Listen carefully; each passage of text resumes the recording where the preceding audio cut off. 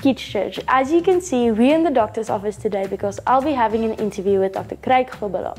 He's a qualified doctor, has a master's in sports and exercise medicine.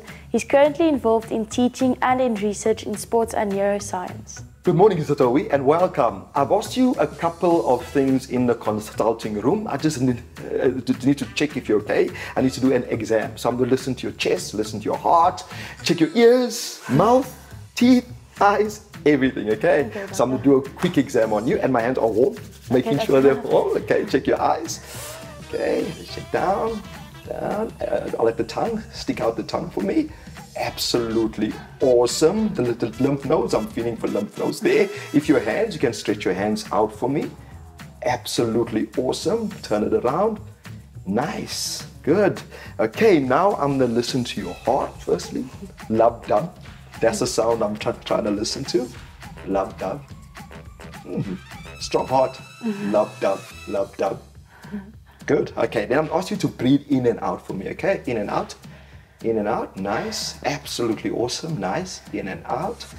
In and out. Nice. Absolutely awesome. In and out again. Good. In and out. In and out.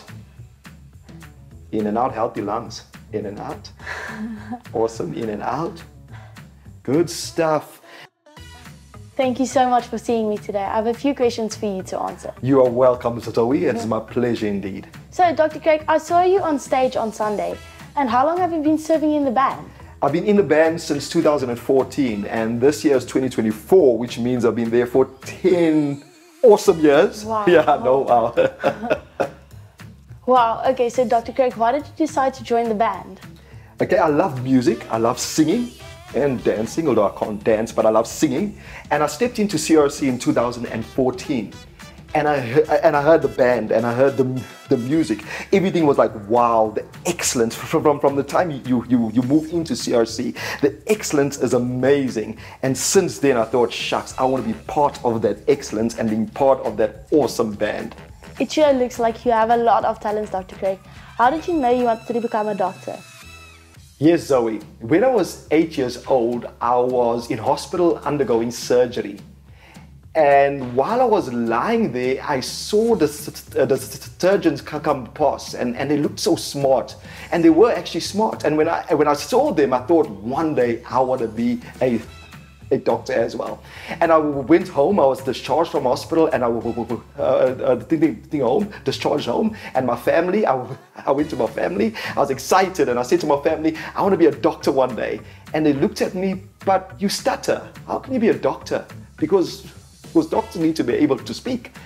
And I was so heartbroken, but I said, no, I'm going to be a doctor. I don't care. I don't even have to speak properly. I want to be a doctor. And they actually asked me, but we're actually poor. We come from a poor family. We're a poor background. We won't be able to afford university fees. How are you going to do all that? I said, I do not care. I will figure it out. I was 8 years old. I was young. I was 8. But yet I decided then and there, I wanted to become a doctor. Even if I couldn't speak or even if I couldn't pay fees, I'm going to try my best. And then they actually asked me if I want to be involved in construction. Don't you want to do construction or work at ShopRite, Checkers, or First National Bank or any bank? Work in a bank, do something with your hands, or work in a bank and earn us extra cash so you can take care of yourself and your family and take care of us as a family. And I said, Mom, I want to take care of the family, but I want to be a doctor. And I was 8 years old then.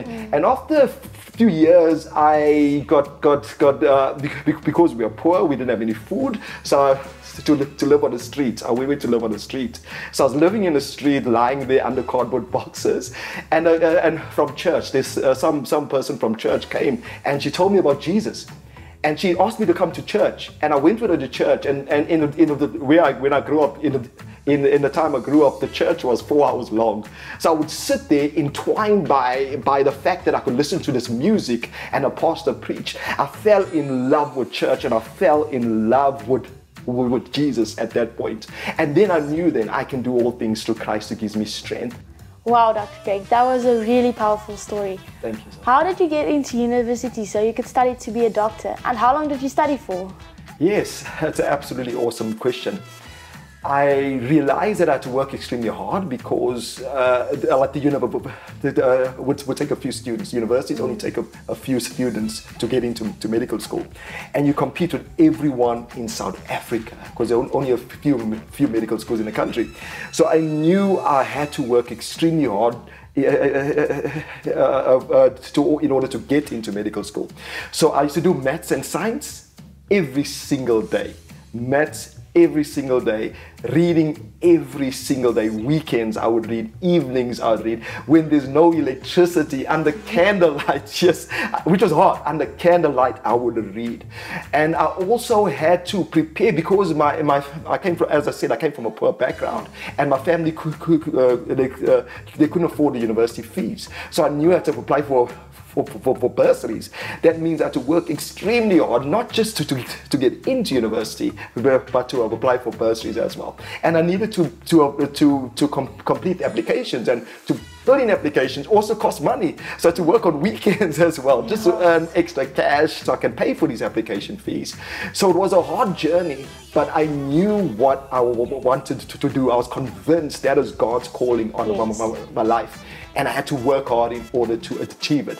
And I took 6 years, yes. So to become a medical doctor takes 6 long years. The work isn't hard. I don't think the work is hard. It's just a lot of work. You have to do a lot of work. And then after you complete your 6-year degree, you still have to go to the hospital and work a year internship or 2 years internship. And after that, you have to do comm service. So it's a long journey, but the journey is worth it, especially if you're convinced that is what you want to do. Wow, that's a lot of hard work, Dr. Craig. Would you say God helps you to live out your purpose as a doctor?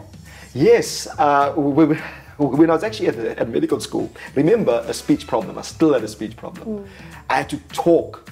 And every day was a struggle. Every year was a struggle. When I did ward rounds, every time it was a hard time, a difficult thing to do.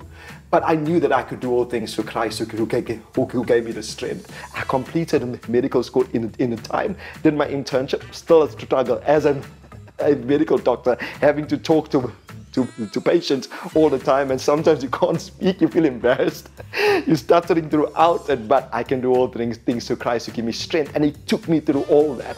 And one interesting thing is, as I like this, the 60-year-old man I was seeing, into the hospital. He came into the hospital, and he said, I'm tired. He was exhausted, he was tired. And I asked him if he had any problems with his heart or problems with his lungs. He said everything's fine. No chest pain, no abdominal pain, no respiratory illness, no shortness of breath. I examined him, I checked his heart, I looked at everything. Everything was fine. So I couldn't think what's wrong. Then I asked him, has he been stressed at work? He says, yeah, he's been stressed. He's been overworking, stressed. That's why he's tired. And as we were at the consulting room, as we were walking out the consulting room, I just heard a voice saying, check that he isn't having a hartaansteking, a heart attack. But I'm thinking, no, Lord, he's not having a heart attack. I checked, I looked at his heart, I looked at everything. There's nothing, he's perfectly fine. As we were walking out the hospital, I was walking with him throughout just to make sure he's okay. And still, that same voice checked that he's not having a heart attack. So as we were walking out, I stopped. I said, sir, I'm just one test. I just want to do one test. It's going to cost a bit extra, but some blood. They're going to take some blood. I just want to check and confirm something. And then a call from the hospital. I got a call from the hospital, and they told me he's actually having a heart attack. So I called him at that time. I said, sir, please come to hospital urgently. He was having a massive heart attack. And that is God, because he would have walked out, everything was fine, everything was clear. He would have walked out and had a heart attack at home or wherever while he was driving. And because God allowed me to, God had given me, God not only had given me wisdom, but He also gave me insight into what's happening at that particular point in time, and I was able to save that man's life. Wow, Geertrude, God really helps us every day. Thank you, Dr. Craig. I had so much fun being here today, and I definitely learned a lot. It was my pleasure indeed, Zoe. Thank you for having me.